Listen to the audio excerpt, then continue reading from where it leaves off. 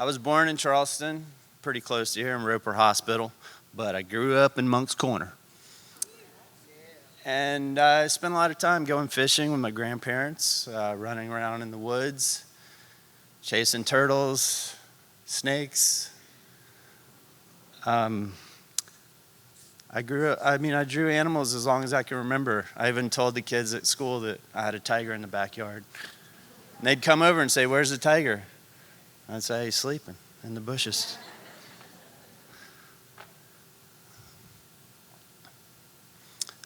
A lot has happened since then. 2006, when I left Charleston for California. There's an African proverb that sums it up precisely. Smooth seas do not make skillful sailors. And at the time, Charleston had become quite a smooth sea. But if I didn't grow up knee-deep in pluff mud, I don't think I could have ever dreamt this painting.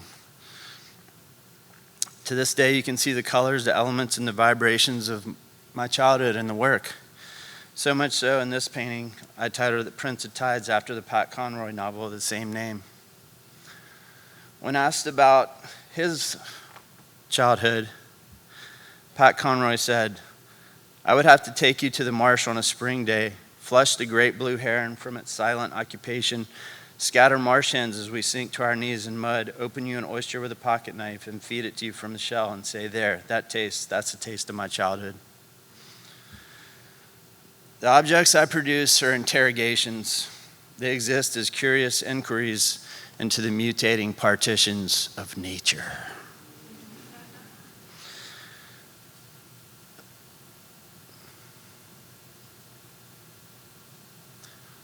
I like to start with a familiar subject, something you might have seen before, and then just let my mind wander and kind of think, what can I do to this thing that no one has ever seen before?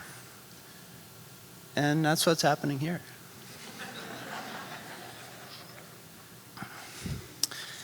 A painting like this goes through multiple stages before it finds a resolution. This particular one started out, I was trying to actually paint the faces of the cats, but I just couldn't quite get it. And after a while, instead of wrestling with it, I decided I'll just cover their faces. And that's sometimes when the best things happen. Many cultures have used animals to tell stories and preserve ideas, and this type of language resonates with me.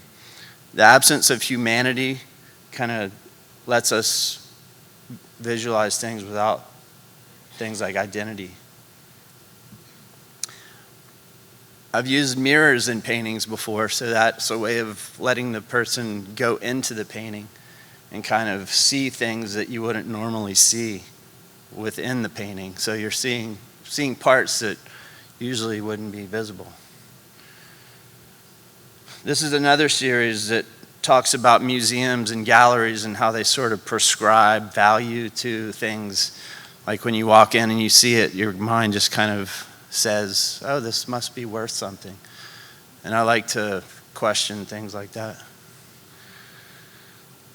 People may say there's an element of darkness in my work, but really it just came from growing up around skateboarding graphics and heavy metal punk rock album art. That aspect of my work exists, but I feel like it's less grotesque and more thought-provoking. This happened on a trip to Kona, Hawaii. Not actually, but I was inspired by the landscape, and there's actually these black goats that are living there, native goats. And, I had to make something interesting happen with the photos I took. And the painting's title, "No One Here Is in Pain, but Nothing's Really Getting Hurt." It's more of like a reincarnation moment of euphoria. This unresolved structure really is just something that was in progress, but then people were so crazy trying to build animals that it was the same time that humanity vanished. So it's left. I like to depict points of encounter, pairing animals and occasionally humans in contemplative moments. These scenarios, the subjects sort of face off with an air of mystery, trying to figure out, who are you and what are you doing here? Each composition hints at a message to be divulged or a lesson to be learned, a sort of obscure alternative collection of Aesop's fables. It's interesting because Gullah has so much animal lore, and I grew up listening to those stories here. So I think that, you know what I'm talking about. There's a meditative side to my work. Leaving a background blank is just as much a choice as filling it in. Miles Davis, less is more.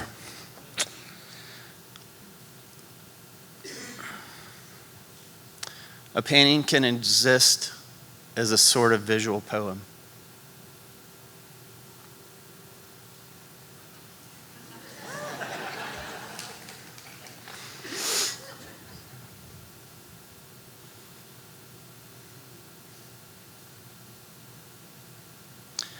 I often smash enhanced realism and fidelity against improvisation and abstraction. It's important to remind the viewer that there is a history to the work, exposing a fraction of the process through the drips and marks. Photographs are for, showing realism. Paintings are for showing paintings.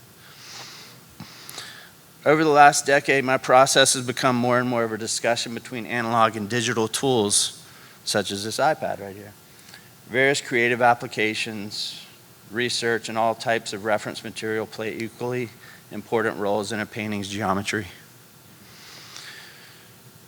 This sort of free verse approach sidesteps questions such as, what does this mean? Here the painting is the one doing the asking. In my mind, a painting has more of a sound or vibration than it does a meaning. It's like asking the meaning of a tree. I invite the viewer to ponder, respond, and ultimately form a feeling. Thank you.